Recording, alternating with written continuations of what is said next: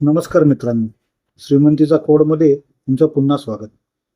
Share मार्केटमध्ये किंमत सतत पडत असताना आपल्याला कसं कळणार की आता मार्केट थांबणार आहे? तिथेच मदतीला येतो हॅमर कॅन्डल. हा एक असा कॅन्डलस्टिक पॅटर्न आहे जो मंदी संपल्याचा आणि तेजी सुरू होणार असल्याचा संकेत देतो. आज आपण या हातोड्याची ताकद काय आहे हे सविस्तर पाहणार आहोत. मित्रांनो, हॅमर म्हणजे हातोडा. या कॅन्डलची बॉडी छोटी असते आणि खालची विक शरीराच्या किमान दुप्पट मोठी असते. वरच्या बाजूला विक नसते किंवा अगदी छोटी असते. याचा रंग कोणताही असू शकतो, हिरवा किंवा लाल, पण हिरवा हॅमर जास्त शक्तिशाली मानला जातो. या कॅन्डल मागची सायकोलॉजी काय आहे ते बघूया.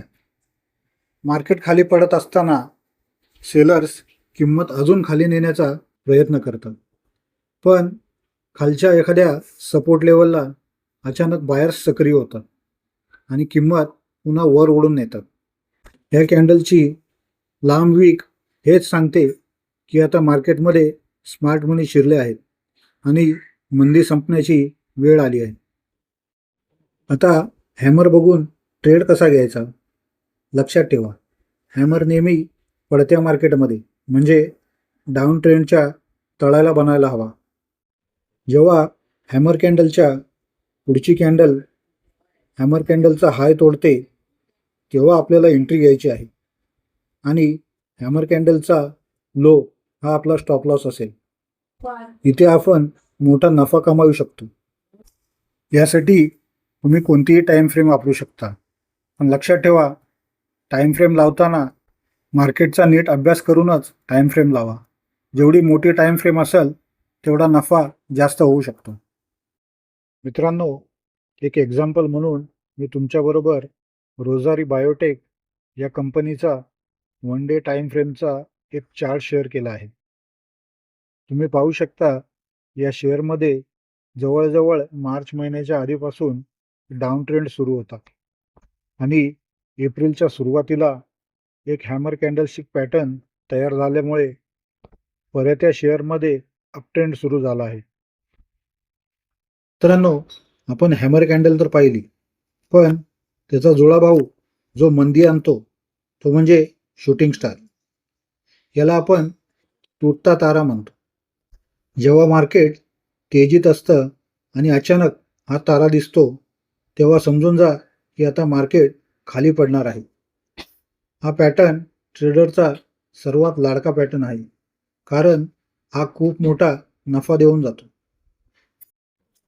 शूटिंग स्टारची बॉडी छोटी असते आणि वरच्या बाजूला एक लांब विक असते.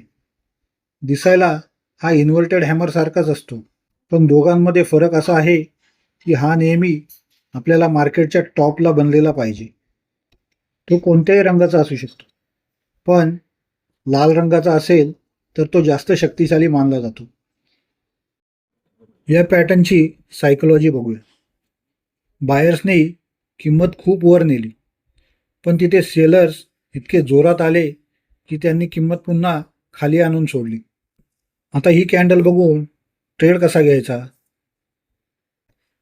जेव्हा मार्केट अपट्रेंडमध्ये असेल आणि आपला शूटिंग स्टार तयार झालेला असेल त्यावेळी पुढची कॅन्डल जेव्हा शूटिंग स्टारचा लो तोडते त्यावेळी आपण सेल करू शकतो आणि स्टॉप लॉस शूटिंग स्टारच्या हायवर ठेवायचा.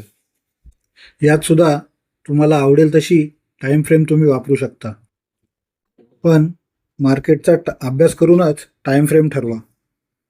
जेवढी टाईम फ्रेम मोठी तेवढा नफा जास्त. मित्रांनो, एक एक्झाम्पल म्हणून मी तुमच्याबरोबर नोवा ॲग्रीटेक लिमिटेड या कंपनीचा 1 डे टाईम फ्रेमचा एक चार्ट शेअर केला आहे.